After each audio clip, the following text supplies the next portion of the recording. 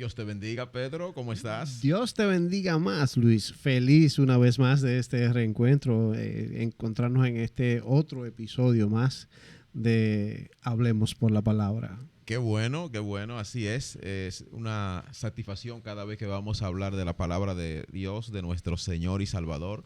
Y le damos la bienvenida a usted ahí que nos escucha o que nos ve, esperando como siempre que esta palabra sea de bendición y edificación a su vida, porque siempre que nosotros vayamos a hablar, lo vamos a hacer por la palabra. Así es. Recuerde que este es su podcast, Hablemos por la Palabra, y que nos puede buscar en YouTube, Spotify, en todas las plataformas de streaming y darle seguimiento a cada episodio. Suscríbase y comparta. Hoy tenemos un tema un poco interesante o bien interesante porque nos enseña, es una enseñanza acerca de la oración.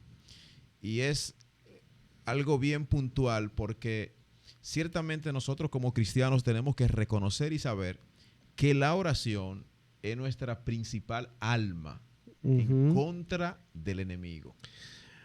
Bueno, Luis, yo te voy a decir algo. Cuando tú me hablaste de este tema, te dije que hasta yo quiero aprender. O sea, que yo hoy voy a estar aprendiendo junto con aquellos que nos van a escuchar.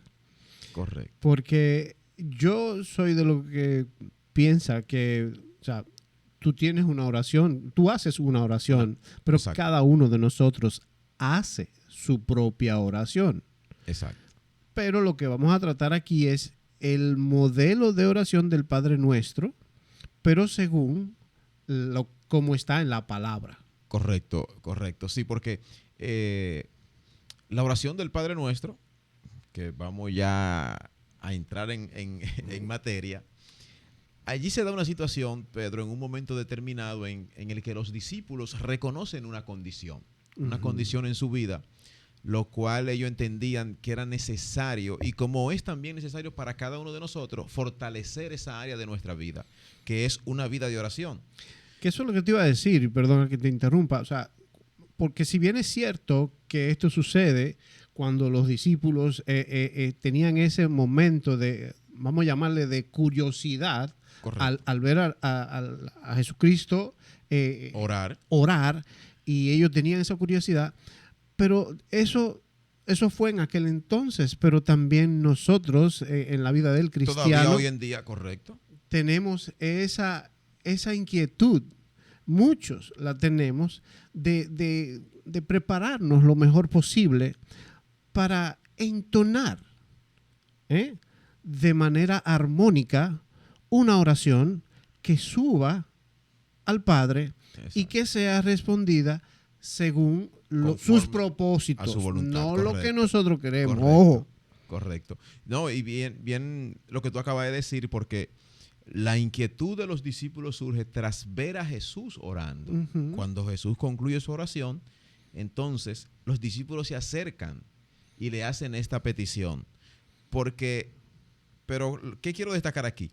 Que nosotros también, en un momento que entendamos que hay cierta debilidad en nuestra vida de oración, podemos pedirle de igual modo como hicieron los discípulos en aquel tiempo a Jesús, pedirle a Él que nos instruya en oración. Y Él a través de su Santo Espíritu nos va a guiar en esa oración, en de cómo debemos nosotros de pedir y de cómo debemos de presentarnos.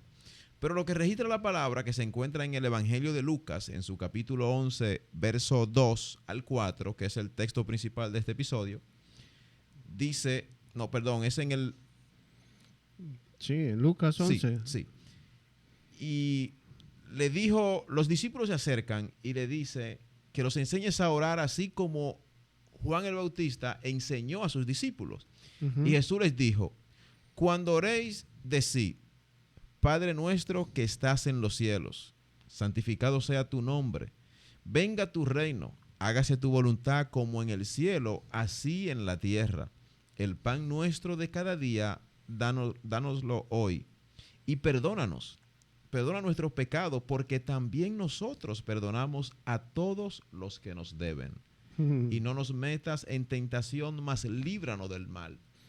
Wow. Esta es la oración con la que el Señor Jesús enseña a sus discípulos. Dice cuando oren. Pero hay algo que nos inquieta, y por tal motivo este episodio una de las razones principales, porque se ha dado en muchas ocasiones una interpretación de manera literal a esta oración que Jesús le enseña a sus discípulos. Sí, bueno, de ahí, de esta cita bíblica, es que parte la oración que todos conocemos, que desde niños nos enseña. Exactamente. Vamos, el Padre Nuestro. Entonces, se vuelve como algo repetitivo. Una rutina. Sí, una rutina. Y hay gente, yo he escuchado gente que dice, no, yo lo digo más rápido que tú, yo lo digo en tanto, o sea, como que, exacto. ¿Cómo así? ¿Es una carrera de qué? Pero también vemos como personas, en este caso, que no entran en categoría de oración, sino rezan 10, 15, 20, 25, 30, hasta 50 Padre Nuestro, sí, uno tras otro. También. De manera literal. También. Entonces, ¿qué es lo que queremos declarar aquí? Porque si esta es la oración que el Señor nos enseña, entonces hay algo como que se estuviera contradiciendo, porque previo a esto, el Señor enseña algo a sus discípulos que se encuentra en el Evangelio de Mateo capítulo 6, verso 7. Sí. Y dice, ¿qué dice ahí? Dice, y orando, no uséis vanas repeticiones como los gentiles, que piensan que por su palabrería serán oídos. Correcto. Lo que estamos diciendo, o sea, de que tú vas a recitar ese Padre Nuestro. Si yo agarro ese Padre Nuestro como N número de veces y eso se convierte en eso tú estás cayendo en una vana repetición.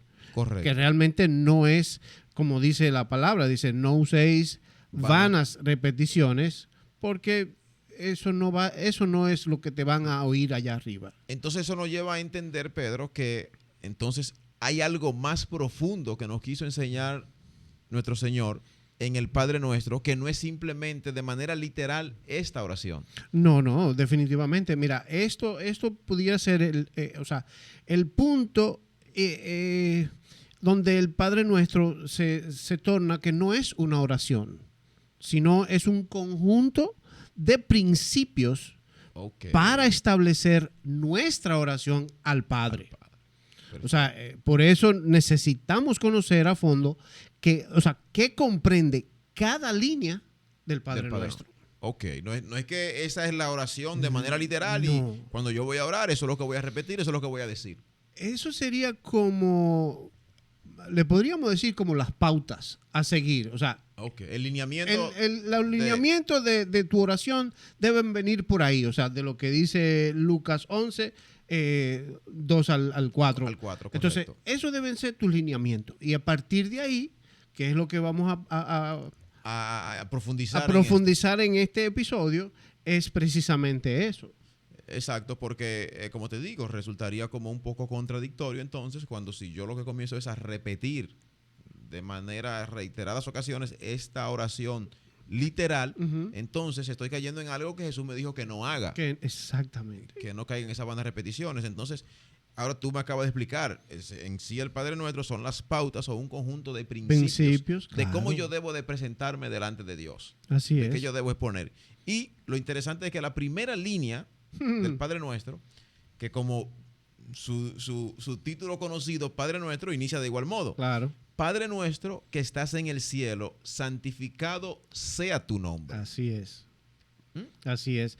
La oración, esta oración comienza reconociendo que hablamos con Dios, nuestro Padre.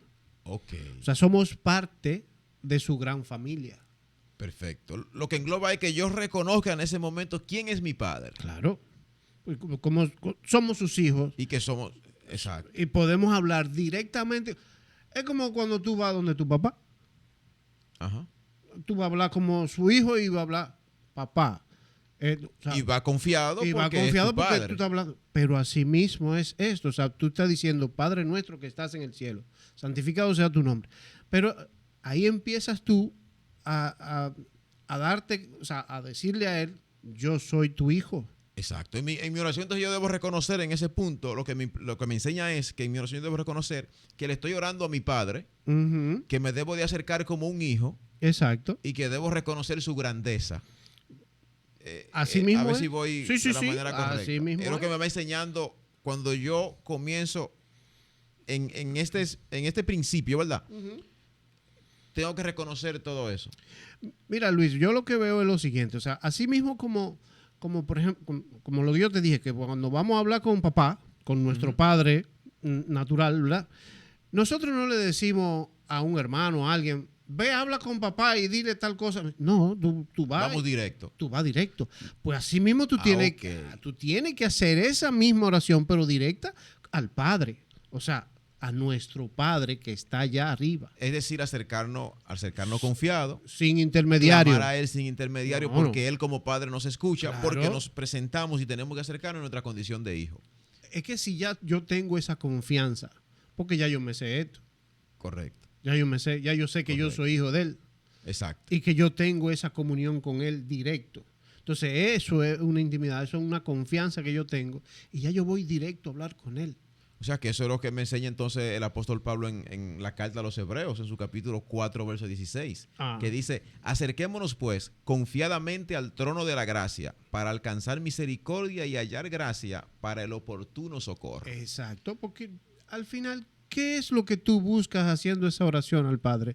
No es una ayuda que tú estás solicitándole. Correcto, y acercarme a Él. Por eso dice hallar gracia para el oportuno socorro, como dice, como tú acabas de leer. Ahora bien, Pedro, pero aún así, mi condición en la que me presento debe ser una condición de humildad, en la que yo me presento al Padre. Sí, claro, claro, o sea, que sí. Ciertamente reconozco la paternidad, reconozco la confianza con la que debo de acercarme, pero debo de ir en humildad por eso, porque tengo que reconocer su grandeza, tengo que reconocer que como padre soy su hijo y tengo que reconocer dónde se encuentra, que por eso dice que estás en el cielo, y la grandeza de que santificado sea tu nombre, la santidad que hay.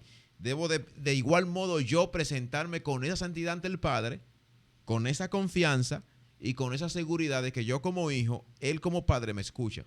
Sí, no, y déjame decirte algo, que ahora cuando tú estabas hablando de eso, me llega a la mente que a veces usted se pregunta, ¿y por qué es que antes de orar yo tengo que escuchar o yo tengo que alabar? Porque eso es como la alfombra que te va adentrando a esa atmósfera la cual tú, como tú acabas de plantear, exacto, que tú tienes que llegar de manera humilde, reconociendo su grandeza y su santidad. Pero exacto, esa alabanza es la que te ayuda, es como una entrada antes del plato fuerte. Correcto, correcto. Eso sería como la alabanza. Correcto. Entonces, la siguiente parte de esta oración que continúa diciendo, venga tu reino, hágase tu voluntad en la tierra como en el cielo. Sí, eso es, ¿qué implica esa parte? Bueno, ahí? Mira, eso así por arribita, nada más decirte que a veces es difícil cuando tú le dices al Señor, venga tu reino, hágase tu voluntad en la tierra, porque por lo general el que está orando quiere hacer la voluntad propia y no quiere que llegue ese momento que sea la voluntad de Él. Exacto. Pero, o sea, es ahí que nosotros debemos reconocer a Dios como nuestro rey. O sea, Dios es el que reina. Las cosas son mucho mejor con Él que lo que nosotros podemos imaginar. O sea, no nos podemos llevar de nuestra... Exacto. Es decir, que cuando yo digo venga tu reino, entonces yo tengo estoy abriendo mi corazón, poniendo mi vida en sujeción a la autoridad que establece ese gobierno. Claro, porque Él es el que tiene que reinar en mí. Exacto. No es así. Correcto. O sea, además que ya sabemos que cuando Él reina en nosotros, las cosas fluyen de mejor manera. Correcto. Porque lo primero que tenemos que saber es que Dios sabe lo que nos conviene. Por supuesto. No, y como tú decías, o sea, si cuando hablamos de reino, tú dices, bueno, la gente piensa, no, que un gobierno puede ser autoritario, puede ser algo, puede salir malo, puede ser corrupto. Pero no, aquí su reino, o sea, es de justicia, es de paz, es de gozo en el Espíritu Santo. Correcto. No, y lo interesante de esto, que cuando cuando hacemos esa declaratoria, recordemos lo siguiente, que cada una de nuestras oraciones deben ser una oración con convicción y de corazón. No palabrería, no meras palabrerías, sino debemos de hacerlo convencido. Y a lo que nos lleva cuando nos enseña nuestro Señor en esta segunda parte, en esta segunda línea del Padre Nuestro, nos debe enseñar a nosotros a depender de la autoridad de Dios, del gobierno de Dios en nuestras vidas, de su voluntad, sin importar las circunstancias. Definitivamente. O sea, no hay una situación en la que yo entienda que no deba sujetarme a la voluntad de Dios ni a su autoridad. Porque cuando yo digo, venga a nosotros tu reino, yo estoy diciendo que venga tu orden a mi vida, que venga tu autoridad y me gobierne, me dirija. Porque, ojo aquí, todo lo que Dios establezca en nuestras vidas será mucho mejor de lo que nosotros podemos hacer o pensar o querer hacer. Por supuesto, nosotros lo hemos dicho aquí en el número de veces. O sea, el propósito del Señor siempre es mejor que el que nosotros tenemos. Entonces, Exacto. si nosotros ponemos nuestras manos, nuestro todo bajo su reino, sobre su mandato, su autoridad, nosotros vamos a llevar una mejor vida. O sea, claro, debemos aprender a someternos. Porque Exacto. no, esa es la partecita difícil. Someternos. Sí, cuando dicen sométete, bueno, no, tú no quieres, pero cuando aprendemos a depender de Él, mira. Bueno, y podemos decir ahí que cuando nosotros invitamos al reino de Dios a que venga y se haga su voluntad, tenemos que entender qué comprende el reino de Dios. Y lo podemos ver en Romanos 14, 17, que dice lo siguiente: porque el reino de Dios no es comida ni bebida, sino justicia, paz y gozo en el Espíritu Santo. Ahí está.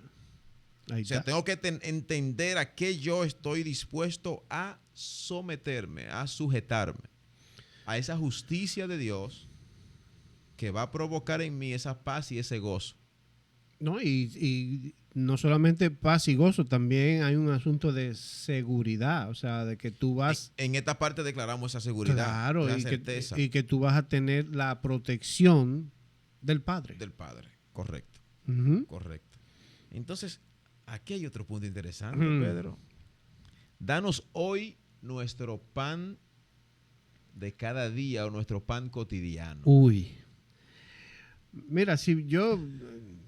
Te digo, cuando yo estoy aprendiendo aquí, porque cuando lo leí así como por ahí, la gente dice, no, pero porque eso puede ser, sí, pan de comida. De manera literal. Sí, porque tú dices, no, el pan, eso es la comida de hoy.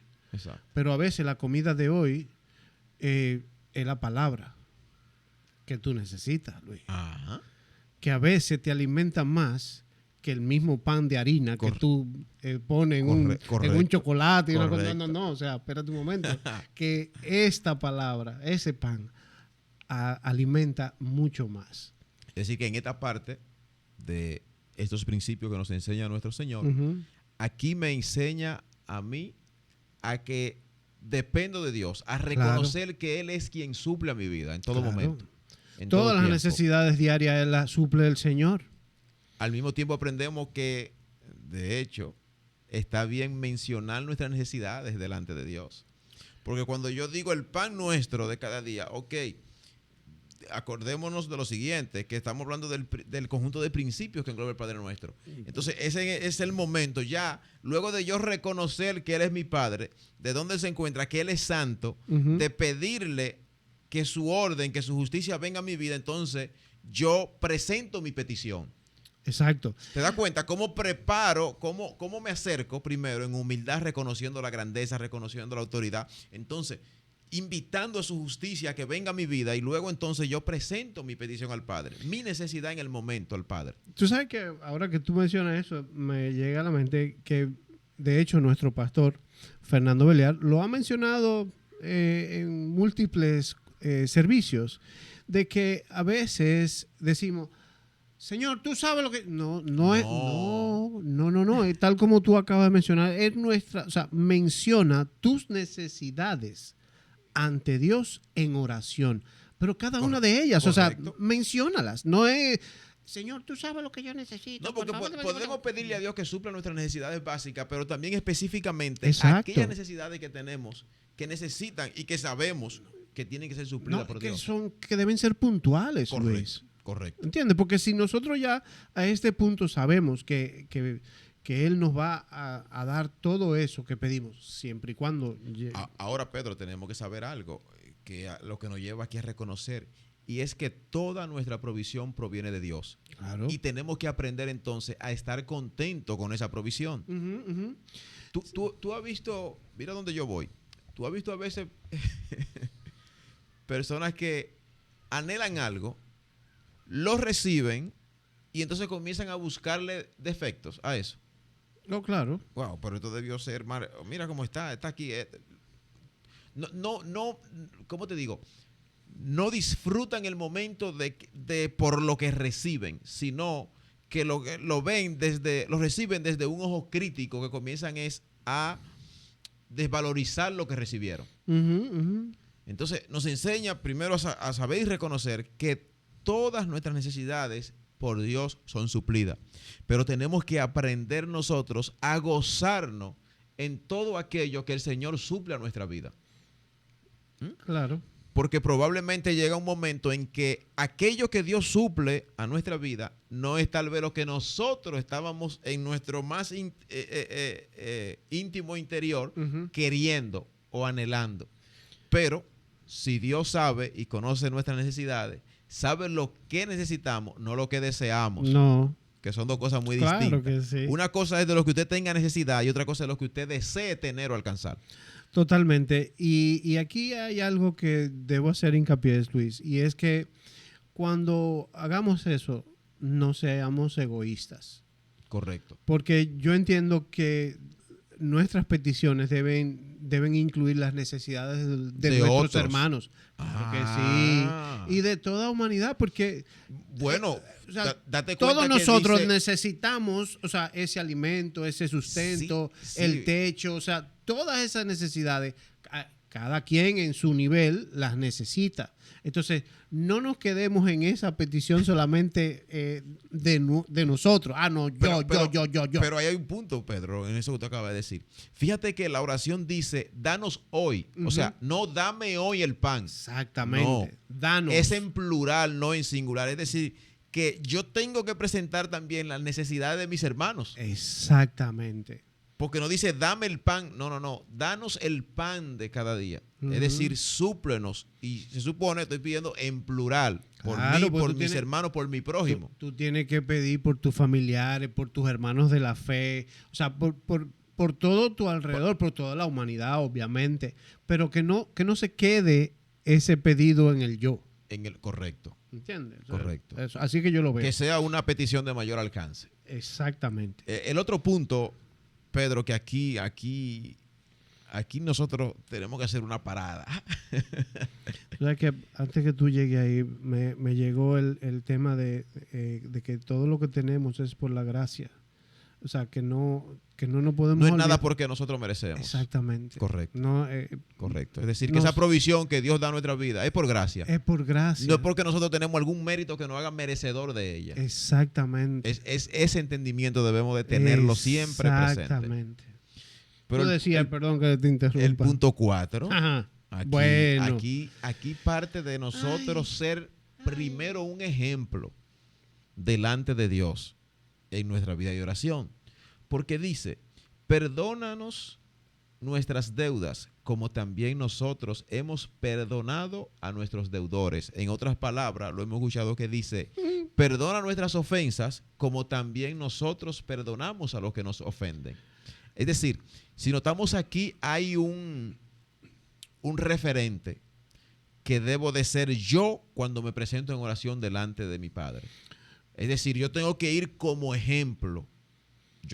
Porque lo que pido es, perdónanos como yo perdono. Sí, pero, haz conmigo conforme a como yo hago con los demás. Exacto, pero primero entiendo yo que debemos reconocer nuestros errores. Llega el momento correcto. Exacto. Y entonces, luego de yo reconocer mi error, pedirle perdón al Señor. Exacto. Pero también yo tengo que madurar para alcanzar la capacidad de perdonar los errores de los demás. Claro, porque para yo acercarme aquí, ¿qué es lo que me enseña esa parte del Padre Nuestro? A que yo no debo de presentarme delante del Padre con el resentimiento, el rencor, el odio o la ira hacia un hermano. No, definitivamente que no. Porque yo estoy pidiendo un perdón como yo ya lo ejercí. Oye bien, Ujú. yo estoy pidiendo que venga a mí el perdón de Dios porque ya yo ejercí el perdón con los demás. Porque si yo le digo perdona mis ofensas como yo perdono a los que me ofenden, es que ya yo he perdonado al que me ofendió. Por ende, entonces yo apelo al perdón del Padre hacia mi vida. Ujú. Ahí entonces se comprende de que como yo comienzo reconociendo en la primera parte que Él es santo, yo tengo que presentarme delante de Él en santidad. Claro, claro que sí. Y no solamente eso, sino que, o sea, cuando tú le pides ese perdón al Señor, Correcto. Él logra perdonarte completamente, restaura tu corazón Correcto. y de esa manera es que te da una oportunidad para tú tener un nuevo Nuevo comienzo. comienzo. ¿Tú me entiendes? Y así, después que tú has logrado ese perdón, tú estás en capacidad de perdonar al otro. Porque ahí es donde se ha dado en muchas ocasiones una desconexión de alguien de la presencia de Dios y de esa relación de padre e hijo. Ujú. ¿En cuál? En retener una falta de perdón. Aguardar, estacionarse en una herida, o en una situación o circunstancia en un momento determinado. Entonces, cuando me estaciono ahí y no cedo a reconocer que el Padre ya me perdonó, obviamente yo estoy inhabilitado para perdonar. Entonces, cuando yo tengo acceso a ese perdón del Padre, reconociendo obviamente, como tú dices, mi error, reconociendo Claro. mi ofensa, mi falta, mi Ujú. falla, entonces es ahí donde yo tengo esa oportunidad de ser restaurado. Porque hasta que yo no alcance ese perdón, entonces entiendo que aún yo no estoy apto. No, Porque cargo con qué? Cargo con el sentimiento de culpa, que muchas veces es lo que aprovecha el enemigo para con su dedo acusador hostigarnos cada día. Hasta que yo no alcanzo entonces a presentarme delante de Dios con el entendimiento de que Él es el único quien me puede perdonar, ujú, ujú. entonces no va a haber tal restauración. Como, o sea, ahí entra el caso de que, ¿cómo es posible? O sea, si yo no logro tener la misericordia con el otro, o sea, con ese perdón, pero si el Señor tuvo misericordia conmigo, ¿eh? Exacto, Me perdona. exacto. ¿Por qué yo no puedo tener esa misericordia con el prójimo? Correcto. Lo que pasa es que ahí es precisamente donde, en ese momento, donde yo tengo entonces que analizar mi corazón y mi conducta y mi disposición para perdonar, cuál ha sido mi posición, ¿verdad? Ujú. Mi determinación a perdonar a aquellos que me han ofendido. Exacto, porque yo te voy a decir una cosa, es como decía antes, arriba decía, perdónanos nuestras deudas también como nosotros hemos perdonado a Correcto. otros, que como dice la otra versión, perdona nuestras ofensas, así como también nosotros perdonamos a los que nos ofenden. Pero entonces, en ese sentido, si yo no, si yo no puedo perdonarle a otro las ofensas del otro, ¿cómo es que nuestro Padre me va a perdonar. me va a perdonar? Ahí es donde entra el punto en esta parte. Por eso te decía que en ese punto teníamos que hacer una parada. Porque ahí es donde entra en yo evaluar realmente qué tan misericordioso he sido con los demás. ¿Qué tan misericordioso yo he sido con aquel que me ha ofendido? Cuando me presento delante del Padre, que voy a orar, ¿cuál ha sido mi reacción ante la ofensa de los demás? ¿Ha sido con misericordia? ¿Ha sido con ira?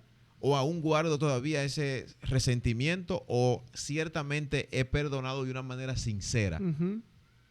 Entonces, me lleva a eso. Ese es un punto en medio de mi oración donde yo tengo que evaluar cuál ha sido mi conducta con relación a los demás. Qué tan misericordioso yo he sido con los demás. Porque, ojo aquí, ciertamente la palabra lo dice, lo establece, que la misericordia de Dios son nuevas Y no cada alcanza. mañana. Ujú. Significa entonces de que por lo que yo fallé ayer, su misericordia que hoy es nueva no va a traer lo que yo hice Lo de ayer, ayer, porque ¿no? hubo un perdón Ujú. de aquello que yo hice ayer. De igual modo, tenemos nosotros que perdonar. No como muchas veces vemos que perdonamos o queremos perdonar, y de hecho hay una palabra muy, muy particular que la he escuchado muchísimas veces usada por personas, de hecho, aún cristianos, que dice yo perdono pero no olvido. A usted le queda algo ahí. Es como que hay un resentimiento. Sí, sí. Y yo ahí aclaro y digo, ciertamente nosotros no olvidamos, porque no tendríamos entonces una memoria. Pero la palabra dice que Dios perdona nuestro pecado y lo echa al fondo del mar para no traerlo a memoria de nuevo. Entonces, ¿qué significa esto? Que yo perdono, pero yo tengo que tener la capacidad de recordar sin dolor cuando yo perdono de corazón. Entonces, en esa similitud que yo hago en mi momento de oración ante el Padre, yo debo de estar convencido de cuál ha sido mi actitud con el perdón a aquellos que me han ofendido.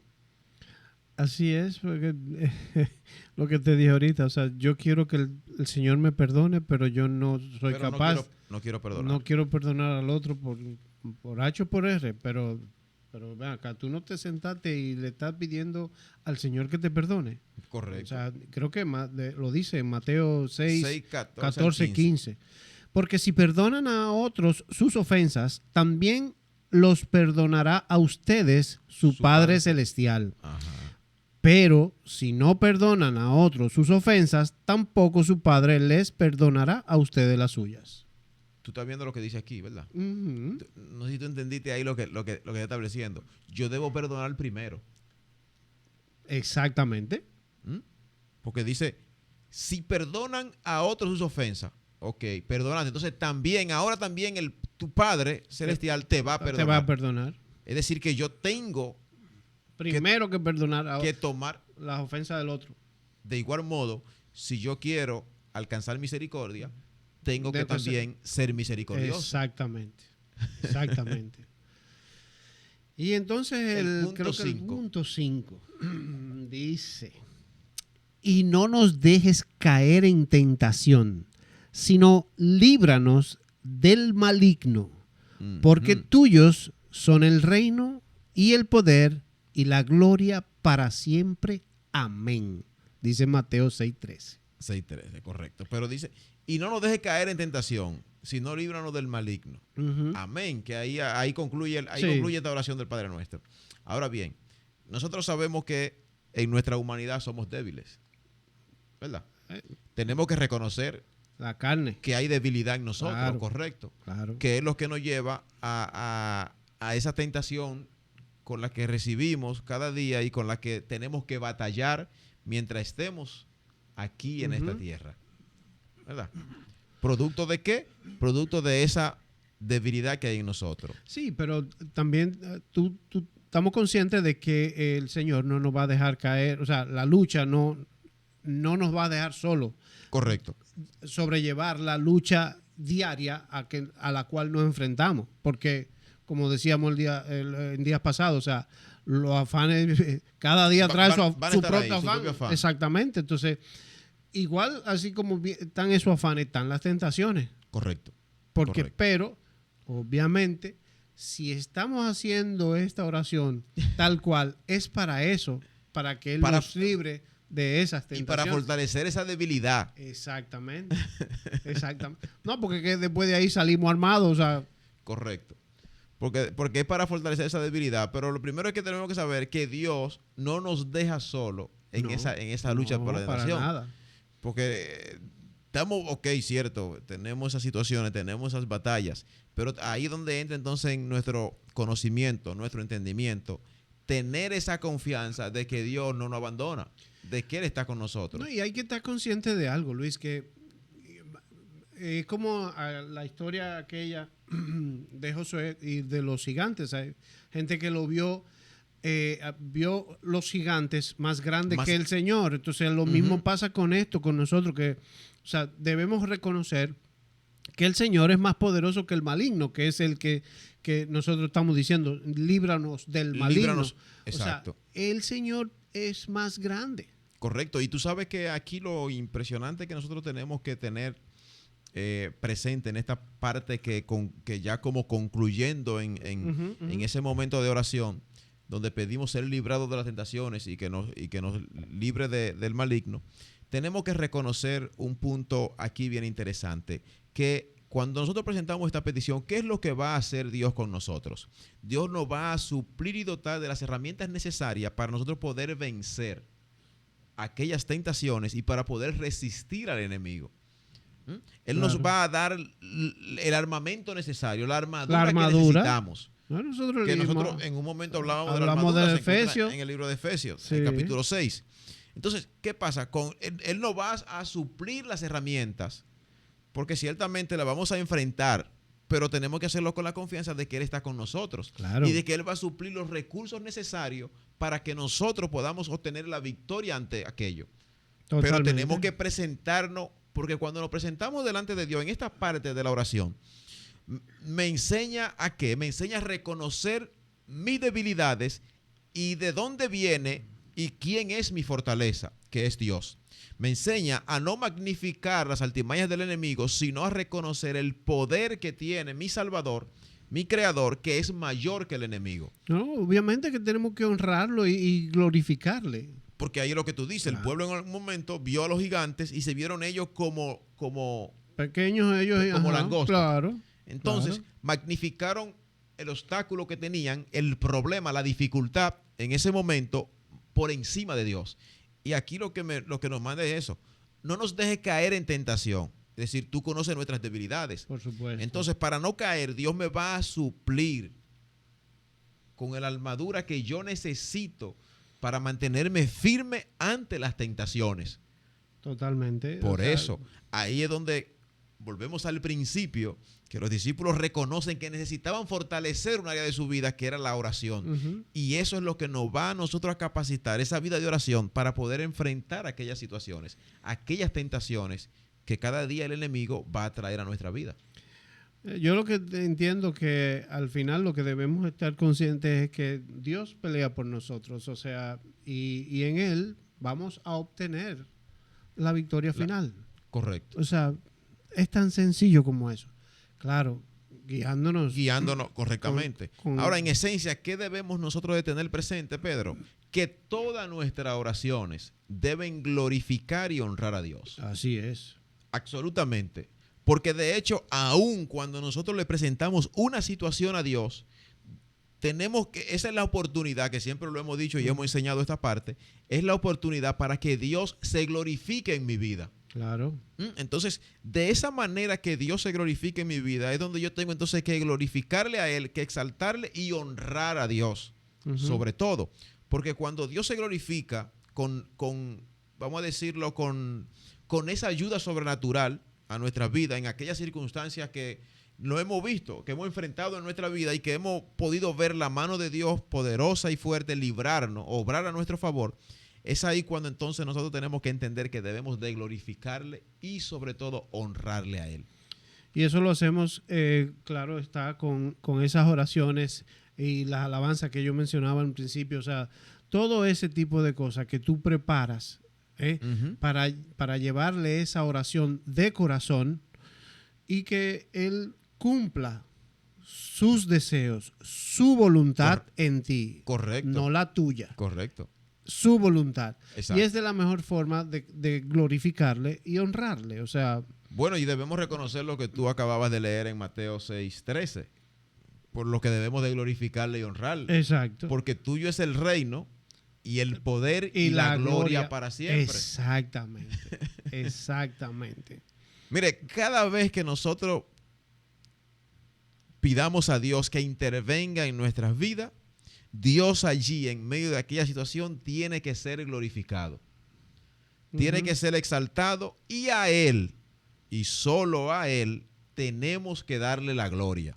Amén. Porque muchas veces, y ojo aquí, tenemos que tener mucho cuidado con esto, comenzamos a buscarle lógica de cómo fuimos librados de algo.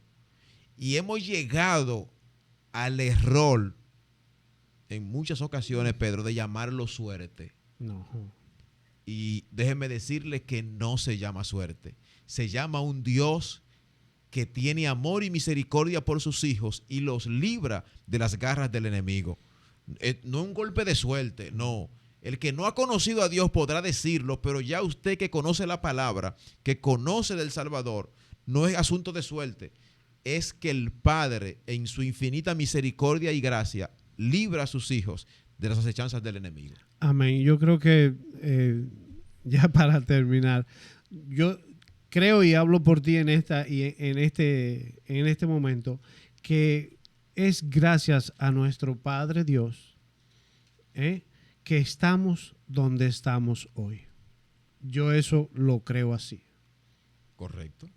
O sea, damos gracias al Señor porque sabemos que por Él es que estamos aquí. Tenemos ya, para cerrar, tenemos que entender que nuestra vida está en sus manos. Así es. Y mira cómo lo declara de una manera impresionante el salmista en su Salmo 31, versos 14 al 16, que dice lo siguiente: Mas yo en ti confío, oh Jehová, digo, tú eres mi Dios, en tu mano están mis tiempos, líbrame de la mano de mis enemigos y de mis perseguidores.